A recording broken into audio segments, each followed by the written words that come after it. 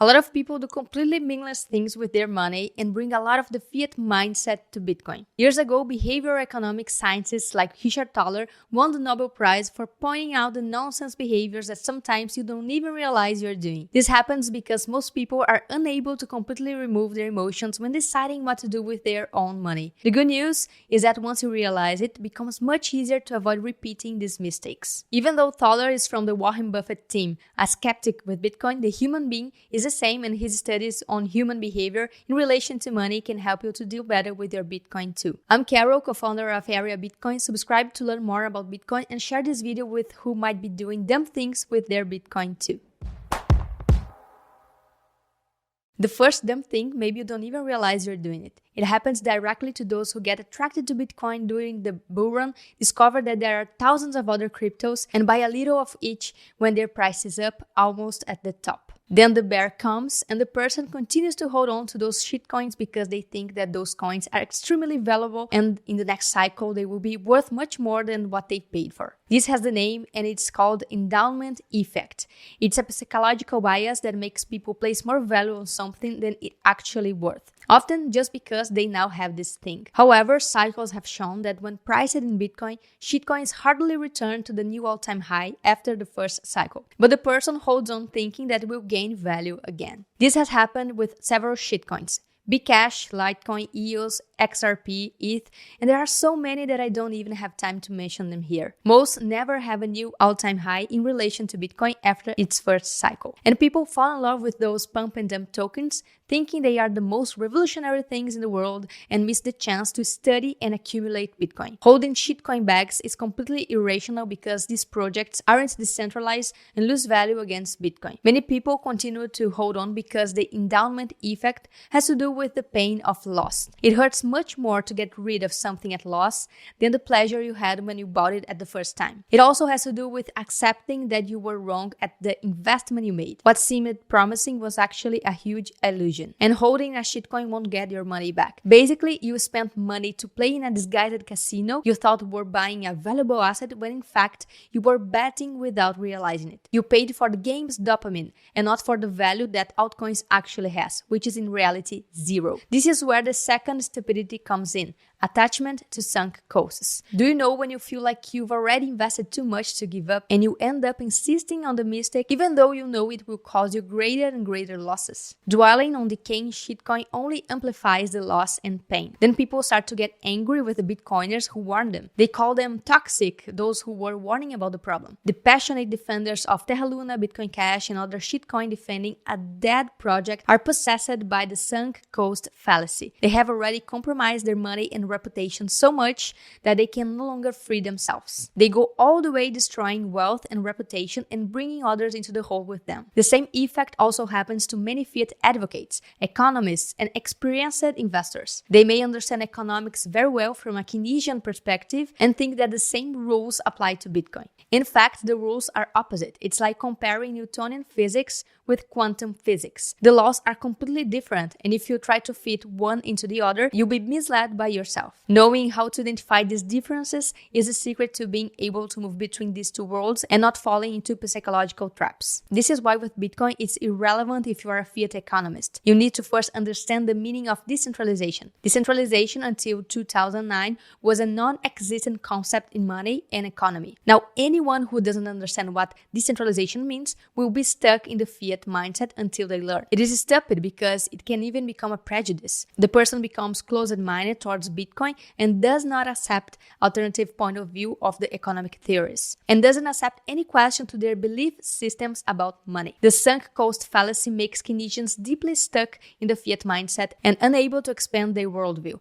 because they have already invested too much time and reputation defending fiat that supporting Bitcoin is a huge internal conflict. Reframing what you learn about economics through Bitcoin will happen anyway, either for good, reviewing your theories, or for the growth of Bitcoin to the point where it becomes difficult to continue attacking and being wrong. This is what happened to Paul Kruger, winner of the Nobel Prize in Economics and who has been attacking Bitcoin since 2013. The curious thing is that he already went through the same process when attacked the internet in 1998. He said that the internet's impact on the economy would be no greater than the fax machines. Paul has been attacking Bitcoin and making mistakes since 2013, since Bitcoin was less than $100. He could have used the energy he spent attacking Bitcoin to study and buy it to see how it goes. He would have had much more return and much better reputation as a visionary when questioning his own views of the economy, but no, he repeated the same mistakes he made with the internet. This is the perfect example of the nonsense that fiat economists talk about when they talk about new technologies. They can be wrong in their future predictions by following the same unconscious BS of sunk costs.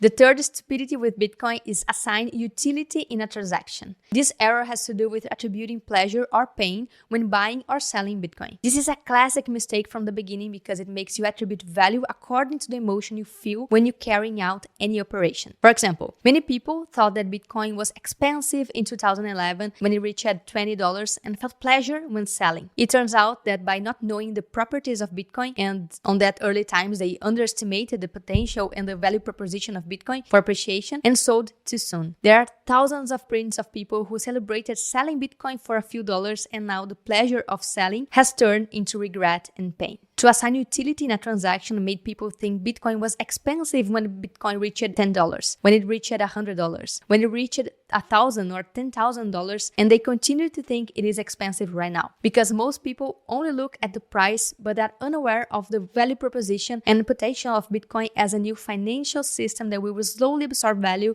of the current fiat system. The dopamine of short-term volatility causes people to lose focus, feel pleasure or pain, keep trading, and be guided by emotions and not by the purpose behind Bitcoin. Bitcoin moves on exponential scale, and human beings cannot think on exponential scales. The brain gets bugged. That's why so many people get addicted to trading. It's the short-term release of dopamine. If you look at the movements on log scale, it will be clearer the direction in which Bitcoin is going and the period it will take. That's why a lot of people make the mistake of not buying Bitcoin to buy other junk coins because they didn't know how to evaluate Bitcoin from the beginning. Looking at Bitcoin just as a speculative asset because of its volatility is the biggest stupidity of all. It's passing up the chance of build generational wealth just because you think you know the final price of Bitcoin and that it will never rise again like it did in the past. The phrase slowly then suddenly can show how exponential movements happen when least expected, and that in reality no one knows the final price of Bitcoin because fiat currencies can collapse infinitely. Understanding this inversely proportional relationship is the first step.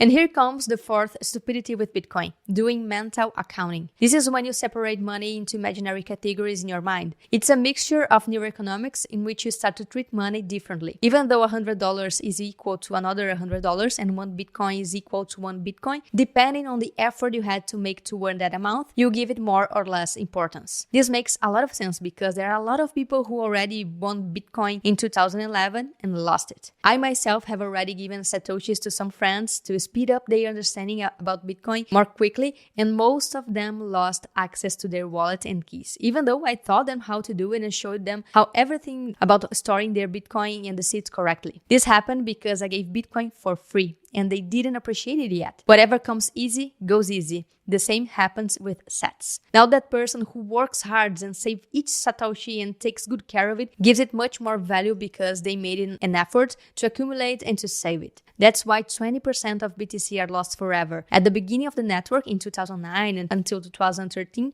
many didn't even know what they had in their hands and lost their private keys, left them on exchange, or were hacked. Mental accounting has to do with the value you attribute and not the real value that the thing has. Many still disdain Bitcoin today because they don't see any value in it. But history has proven that everyone who's cornered Bitcoin come back within their tail between the legs afterwards. And look how crazy this happened to Michael Saylor himself. Who would say that? He said that Bitcoin days were numbered, that it was a matter of time before Bitcoin suffered the same fate as online gambling. That was in 2013, and look how wrong Saylor was. Now he's catching up and being one of the founders who most believes in Bitcoin in the world. So mental accounting also makes people not realize that fiat money is an ice cube that loses value and Bitcoin is just the opposite. It's a money that gains value over time. There's so much bias within the fiat mindset that they consider that fiat money to be safer and more valuable just because it's the money they know, when in fact It is the riskiest money because it will certainly continue to lose value. While Bitcoin is considered risky and dangerous because of its volatility, but it has gained value on a constant average. Mental accounting makes you not look at reality and perceive value not through data and facts, but through a perception of what is more familiar or safe. It's an irrational behavior. And the fifth stupidity with Bitcoin is overconfidence. This applies to several aspects, whether it's storing the keys and not taking the necessary precautions, leaving them on exchange, or even going all in without having organized yourself and then needing to sell Bitcoin at a loss because you had an emergency. Bitcoin is volatile, and knowing how to organize yourself to withstand fluctuations, face responsibilities of being your own bank, and deal with life unforeseen events is fundamental. Overconfidence has to do with naivety when planning the future and underestimating one's own management skills. Bitcoin requires you to be much more organized, have low time preference, long-term vision, and prepare for unforeseen events that may happen in the short term. Because hyper-Bitcoinization has not yet arrived, and the world still prices everything in fiat, and knowing how to move between these two worlds in times of turbulence is what ensures that you can take good care of the satoshis you have already accumulated. Well, hope you enjoyed this video and don't do any of these stupid things with your Bitcoin. Subscribe here in the channel. Until next video and opt out.